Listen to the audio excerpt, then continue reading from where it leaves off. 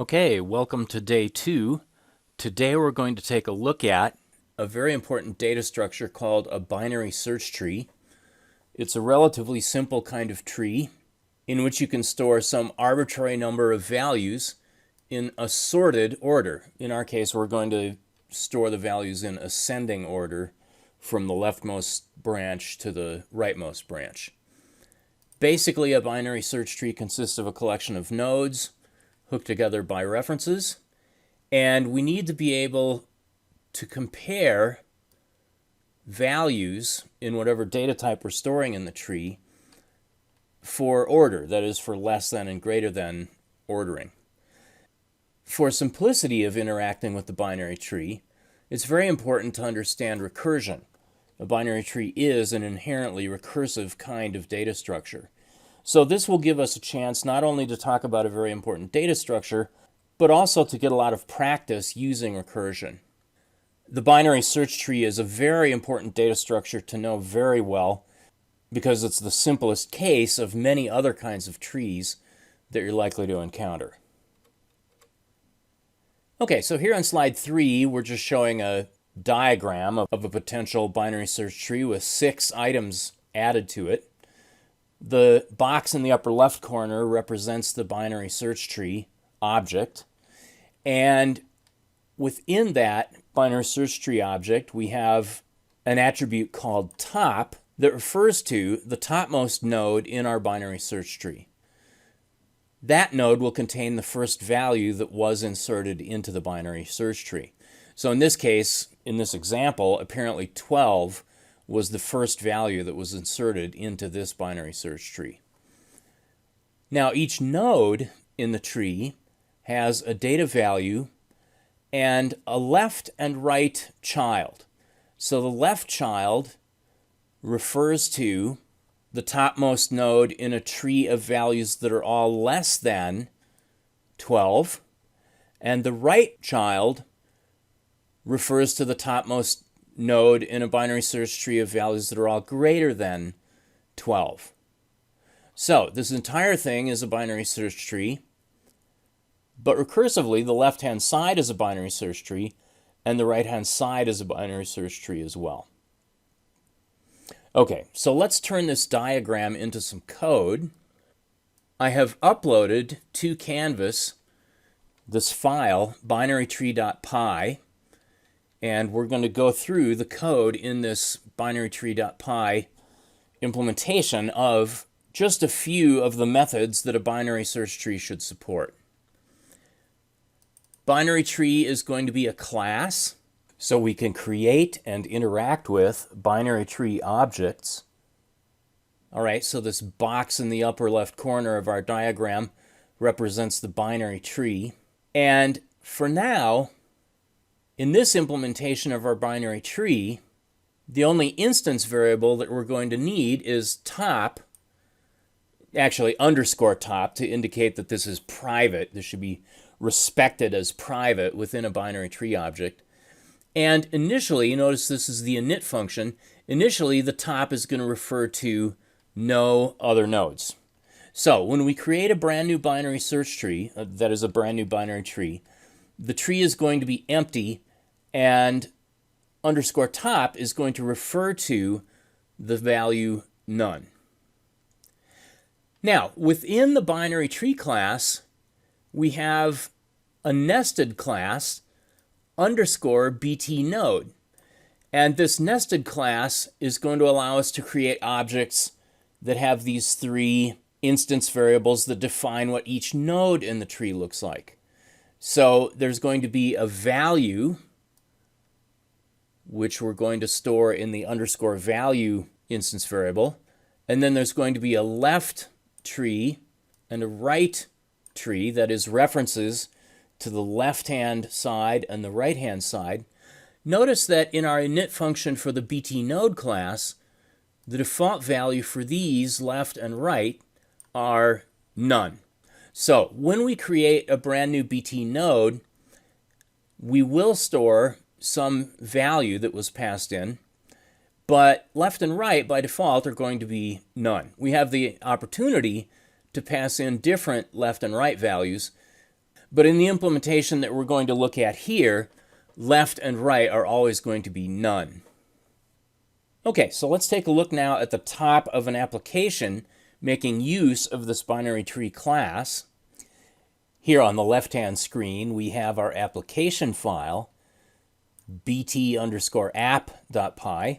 Of course, the first thing the application needs to do is to import the binary tree module so that it can make use of the binary tree class and interact with binary tree objects using methods. We're going to import the binary tree module as bt. Then, in order to create an initially empty binary tree object, we'll simply say bt.binaryTree, and that will invoke the init method over here from the binary tree class to establish an empty binary tree. All right, so what that's going to do is to initialize the _top instance variable within the binary tree object to none. And diagrammatically, we're going to end up with a binary tree object being created and with its _top instance variable referring to none. A reference to that newly created binary tree object is going to be returned from this binary tree constructor, and we're going to store that reference into this variable bt1. Okay, so now we have a binary tree object. We're referring to that binary tree object using the variable bt1, and at this moment, the binary tree is empty. It exists, but it's empty. It exists, but it has no nodes. Okay, so now that we have our empty binary tree object, we want to be able to insert values into this binary tree object. In the insert method here for the binary tree, self is a reference to the binary tree object. Value is going to be the value that we want to insert into the binary tree. Now, there are two possible cases that insert has to worry about. One case is where the tree is empty. That is the case where self._top is none. If the tree is empty, then we simply want to create a binary tree node containing our value, and we want to modify the binary tree's _top instance variable to refer to that newly allocated bt node object. But on the other hand, the tree might already have stuff in it, in which case, if _top is not none, we're going to want to use a recursive function that will figure out where in the already existing tree of nodes to insert this new value. We're going to call our recursive function insertHelp. The existing node under which we're going to want to insert this new node is _top when we're at the top level of the tree, and value is the value that we want to insert into the tree. So let's take a look first at the case of an empty tree. That's the case that we started out with here on slide 5. On slide 7, we've added an insert into our binary tree. Here, self._top was equal to none, so we're going to modify self._top to refer to a newly allocated bt node. Let's remind ourselves what this bt node class is about. All right, here's the bt node class. I'm passing in the 12, and I'm not passing any values for left and right, so those are going to be none by default. Consequently, the init function in the bt node class, _bt node, is going to create an object, initialize the value part to 12, initialize left to refer to none, and initialize right to refer to none. All right, so there is our newly allocated bt node. And rather than cluttering up the screen, by having the underscore left side refer to none and the underscore right side refer to none. It's common in a diagram to just have empty boxes for the left and right references to indicate that they don't currently refer to any node. We're modifying underscore top to refer to that newly allocated node, and we're done. Okay, so we've inserted the topmost value into the tree. Now our tree has one value in it rather than no values as it originally did. Let's trace through next what happens if we do already have a value in the tree, and we're going to insert another value. So here on slide 8, following our insert of 12, that was the first value, we're going to do another insert, this time of 7. All right, so self is the binary tree object, value is 7, self._top is not none at this point because we do already have one value in the tree. Consequently, we come down to the else and we say into the binary tree, let's do an insert help of self.top. Okay, that refers to the node containing the 12. And our value is 7. All right, so here we are now in our insert help method. Insert help is receiving 3 parameters. The first parameter is a reference to the binary tree object itself. The second parameter is a reference to the top node. All right, so the second parameter is a reference to this node. And the third parameter is 7, the value that we want to insert. Now, our rule for the way that this binary search tree is structured is that if the new value we're adding is less than the current node's value, we're going to insert that new value to the left side. Otherwise, if the new value was greater, we would add it to the right side. But in this case, 7 is less than 12. Okay, 7 is our value. Curnode._value is 12. That's the value in the current node. And because 7 is less than 12, and because the left side of curnode, okay, here's curnode, curnode._left is none. Consequently, we're going to modify curnode._left to contain a new binary tree node with that value 7. Okay, so actually what's going on here, we're testing whether curnode._left is none. That's very similar, except one step further down in the tree from testing whether self._top was none. If the tree itself was entirely empty, we added a node at the top of the tree. Now we've discovered the bottom of the tree on the left-hand side, and we're adding a new node to that left-hand side. All right, so we've now inserted 12. That was our topmost node in the entire tree, and 7 is the node to the left side of the 12. Okay, so on slide 6, we showed the insert method that handles the two cases of an empty tree and a tree that contains at least one node already. We only had room to look at the very topmost part of the insert help code, where we were inserting a lower value than the existing node to the left, assuming that the left was the bottom of the tree. On slide 9, we're going to show the remainder of the insert help code.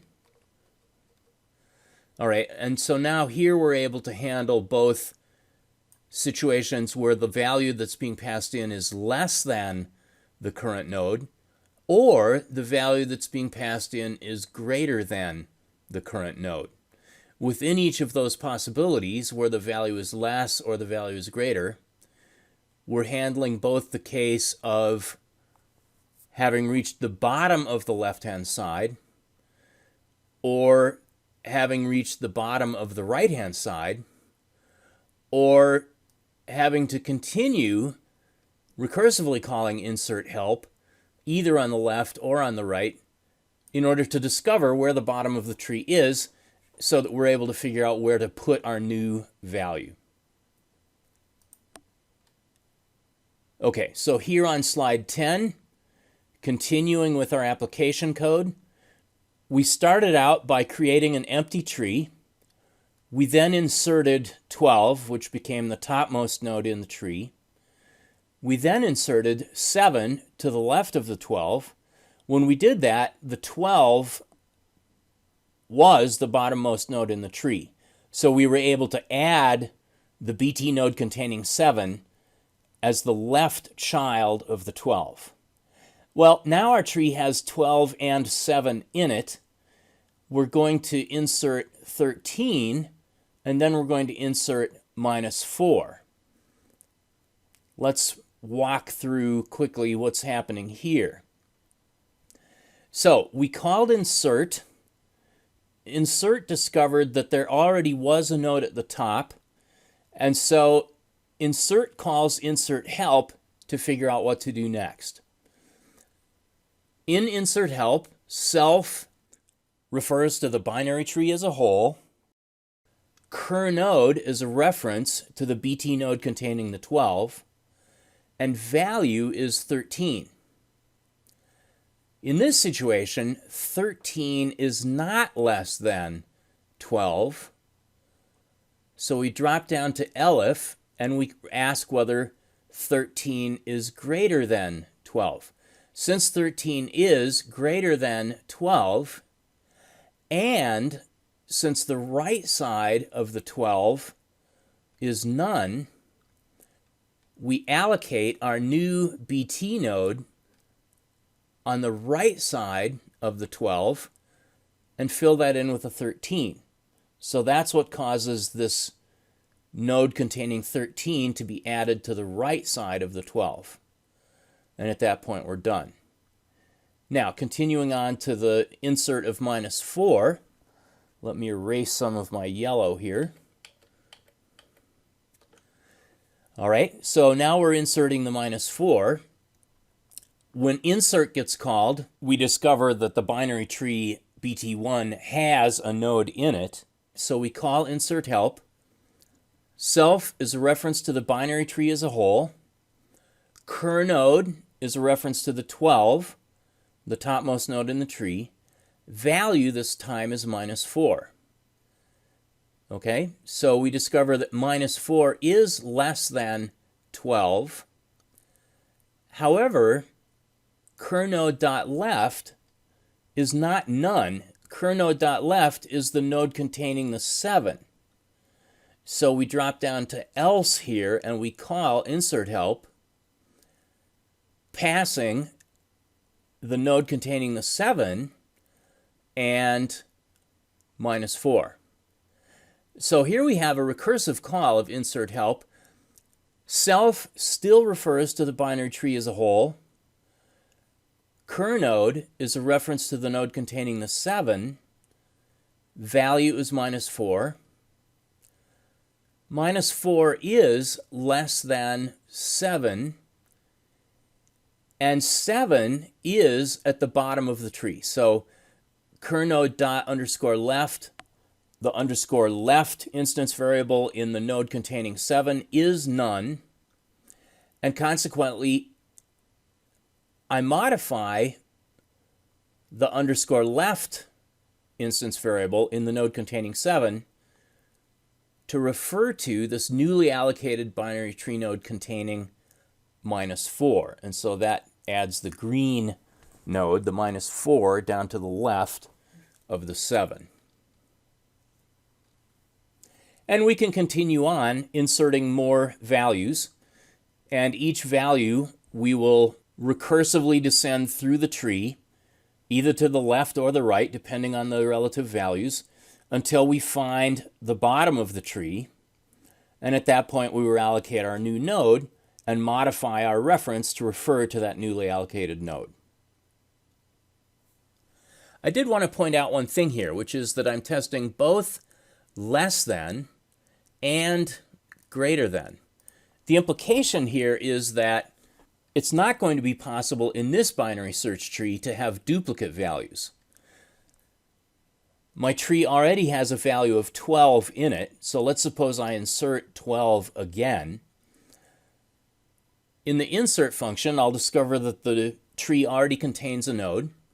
So insert help is going to be called with self referring to the binary tree as a whole, cur node referring to the node containing 12, and the value that I'm trying to insert is also 12.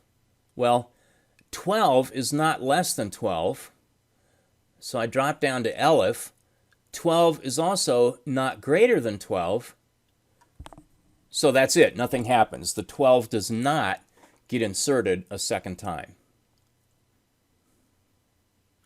Okay, so now we know how to create binary tree objects using the binary tree classes init function.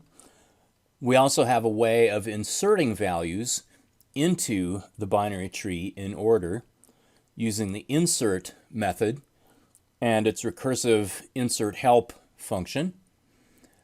Next, we want to take a look at how we can represent the contents of a binary tree as a string so that we can display what is currently within the binary tree.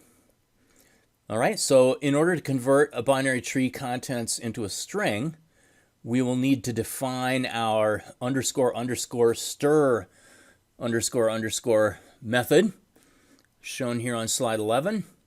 Self is a reference to the binary tree object as a whole. The values stored within the binary tree are stored recursively in these BT node objects. So what we'll do in our __stir function is to call this recursive help function that will return to us a string representation of the values within the binary tree. Okay, so we're passing in self._top to the stir help function. Now here on slide 12, I have created a new binary tree object, BT2. This is an empty binary tree. Of course, our __stir__ method has to be able to properly handle representing an empty binary tree. So let's see how we're doing that. In our _stir help method, self refers to the binary tree as a whole. Cur node is the current node that we're referring to. In this case, the current node that we're referring to is the _top instance variable's value, and that is none in the case of an empty tree. So we're going to do an extremely trivial thing in the case of an empty tree and just return an empty string to represent an empty tree.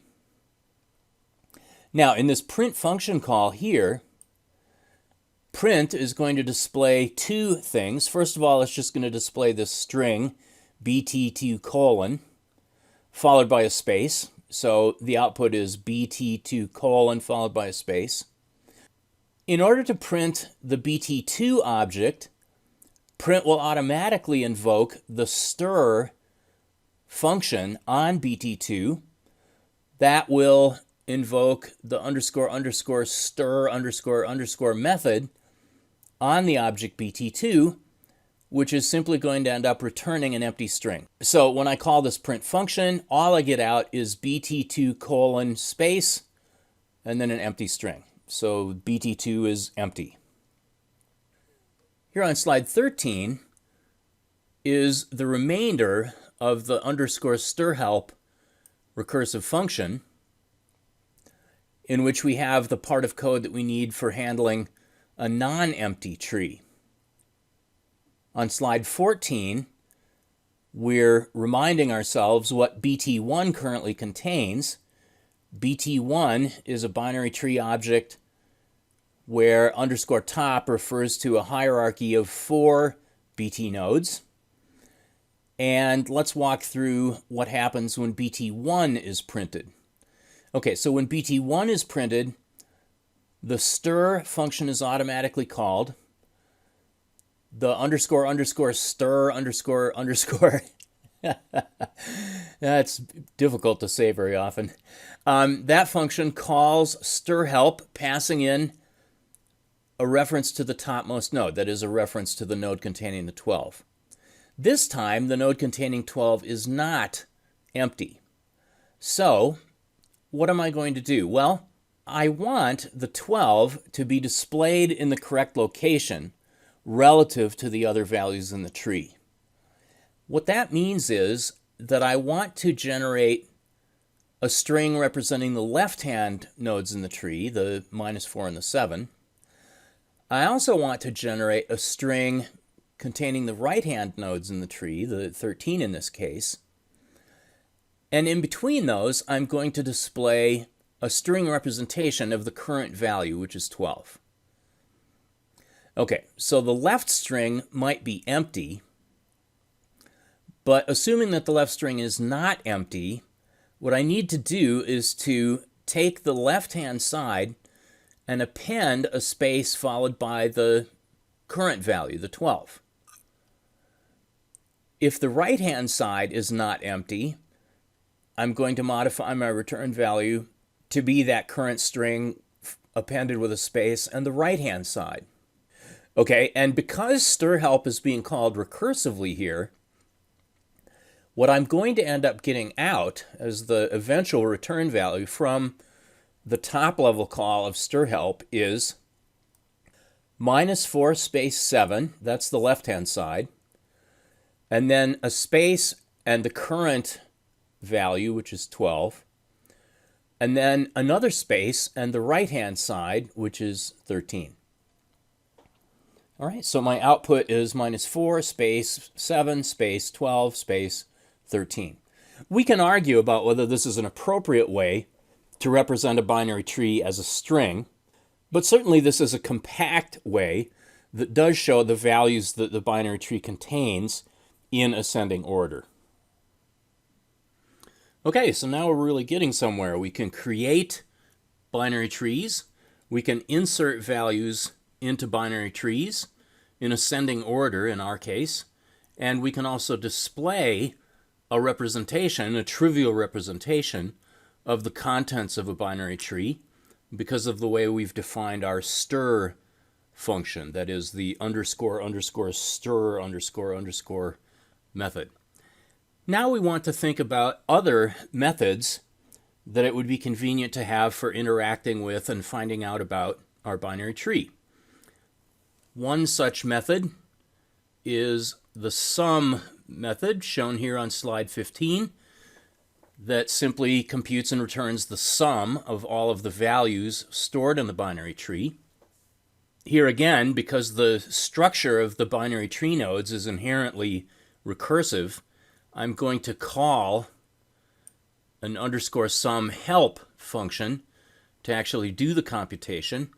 And this is fairly easy. If the current node, that is the topmost node, when we first enter the sum help function is none, we'll just arbitrarily say that the sum of that value is 0. So 0 is going to be our default value for an empty tree.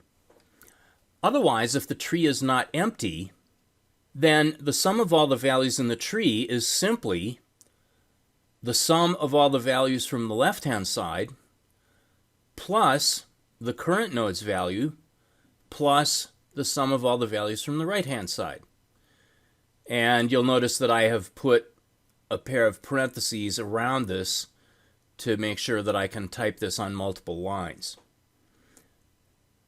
All right, that's it. So that's very simple. Here is an example on slide 16. We're looking at BT1, which still contains 12 with left and right children of 7 and 13, and 7 in turn has a left child of -4. The sum is therefore going to be the sum of the left plus 12 plus the sum of the right. Well, the sum of the left is the sum of the left plus 7 plus the sum of the right. The sum of the left here is just -4. The sum of its left is 0. The sum of its right is 0. So -4 is the sum of the left. -4 plus 7 plus 0 is 3. And 3 plus 12 plus the sum of the right, which is 13, gives me 28 as my sum. And of course, that's just one of many methods that we can create for interacting with or finding out about or even rearranging the nodes in our tree. Well, let me say a word about performance here. Ideally, if the values are inserted into the tree in some kind of random order, then the tree will be fairly bushy, and you'll have both an insert and search time of order log n.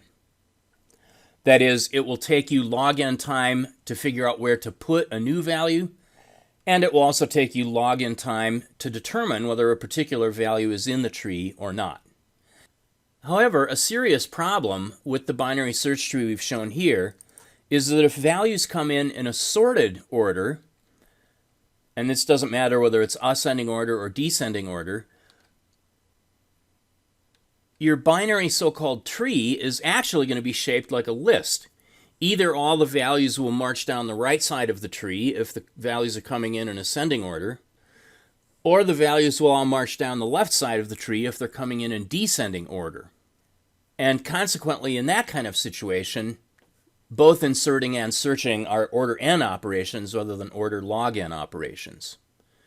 There's a whole family of so-called self-balancing binary search trees that enforce order log n performance in all cases, regardless of which order the values are inserted into the tree into. And we'll talk about these early in the spring in Financial Computing 2. All right, so that's that, and in your homework you'll have an opportunity to add a bunch of additional methods to the implementation of this binary tree.